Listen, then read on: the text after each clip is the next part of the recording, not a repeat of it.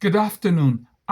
I am your host, Lester Zoom Headley, published author, content creator, with zooming logic and opinions. The title of this one that I'm going to be sharing with you today, Toxicity Really. I'm going to be sharing Toxicity Really. This is a story with that title. Jack and Ruben were two working colleagues in a department of six. Johnny and Dick, Cephas and Muchon were the others that made up the team.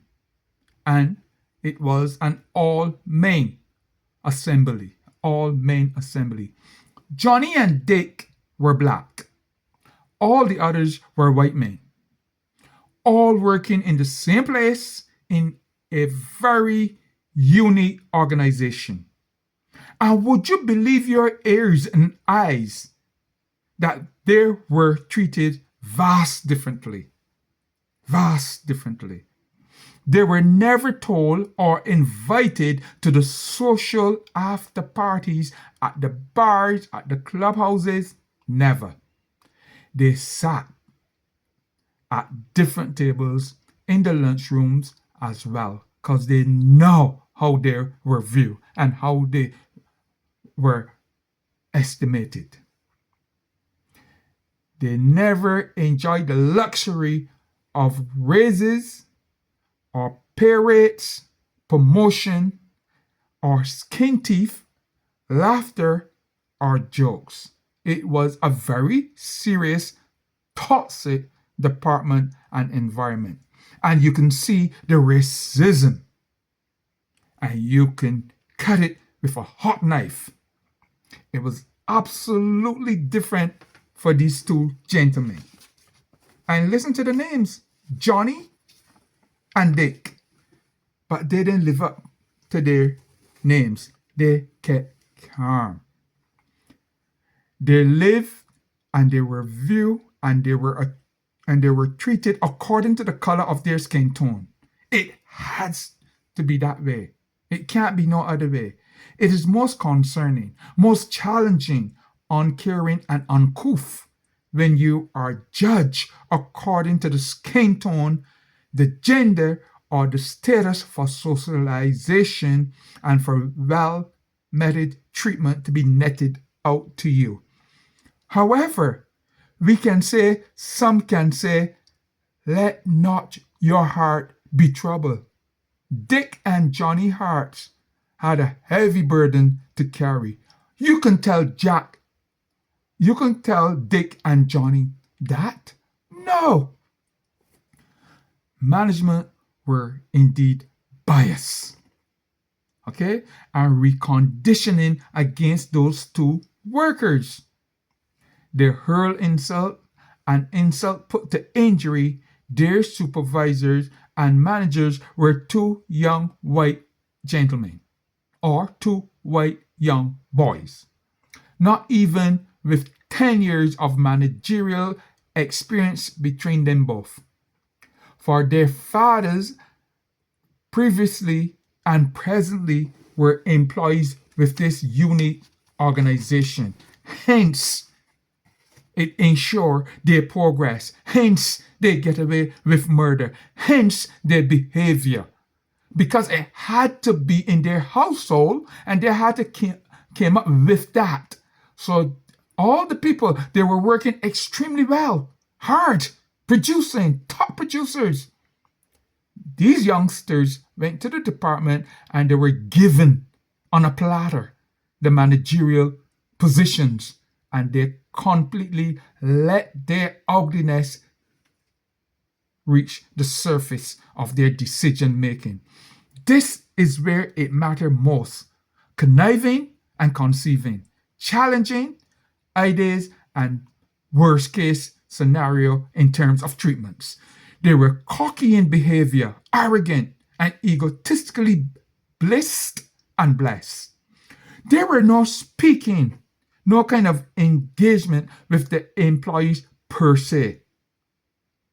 They treated all the employees a little different, but those two black guys, black men, got the worst of all the treatment.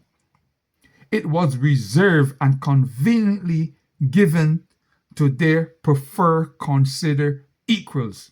They were no thank you. We appreciate your efforts.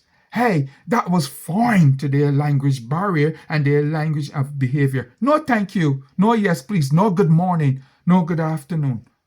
Johnny and Dick better not stay long on toilet breaks. They better not be late for punching in on the punch clock. Simply everywhere Johnny and Dick turn across the department within their working area, they always see shadows appearing. And these shadow figures were just as dark as their skin tone when they see the shadow, but when they confront and look at it with their eyes right on the target, nothing to do with their skin tone. I tell you, it was a very toxic department. They were managed by peeping Toms professionals. They were managed by square pegs in round holes. They were managed by round pegs in square holes. They were the only ones treated so vastly different, yet the organization pay hot lip service only when they're talking about diversity, equality, fair play for all employees, equal opportunity, promotional opportunities. That was just a kick in their backside. Okay? These two guys were not on the organization radar for promotion, thank you, good treatment, or anything like that. Because the intention of the young white managers were to make an all-white team. Okay? So that's why you get that kind of behavior. Sometimes you get that kind of behavior in organizations that don't want to organize a black CEO. They don't want to employ a black CEO or a general manager that's black because they are color-coded and they're stupid and they're arrogant. Hence why I'm bringing this story to you. Okay? It was no way that they will be seen or given a chance. Not a chance in hell. No photos of any black employees on the wall in the organization. None whatsoever. That tells you something as you walk through. Well, I hope you do understand the organizational culture and the dynamics of when the odds are stacked up against you with references to the color of your skin. And idiots trusted into the position of management. It can't get no worse than that. I am sure that a lot of you that will be listening to this video will say, yes, I can concur. Yes, I can identify with similar. And listen, this happened when you're working in a very toxicated organization. I urge you to keep an open mind. I urge you to keep an open mind to these things. It might be tough to do such. However, keep an open mind all around you. Always look deep in the culture. There are things in the organizational culture that shows up the ugly. It shows up the ugly, and it cannot be hidden.